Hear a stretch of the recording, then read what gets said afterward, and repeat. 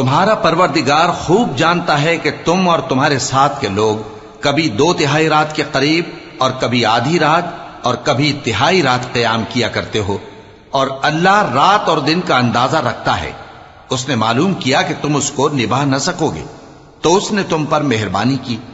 پس جتنا آسانی سے ہو سکے اتنا قرآن پڑھ لیا کرو۔ اس نے جانا کہ تم میں بعض بیمار بھی ہوں گے اور بعض اللہ کے فضل یعنی معاش کی تلاش میں ملک میں سفر کریں گے اور بعض اللہ کی راہ میں لڑیں گے،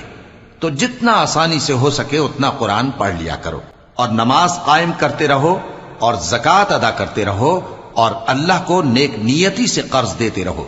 اور جو عمل نیک تم اپنے لیے آگے بھیجو گے اس کو اللہ کے ہاں بہتر اور صلے میں بہت عظیم پاؤ گے، اور اللہ سے بخشش مانگتے رہو، بے شک اللہ بخشنے والا ہے، مہربان ہے۔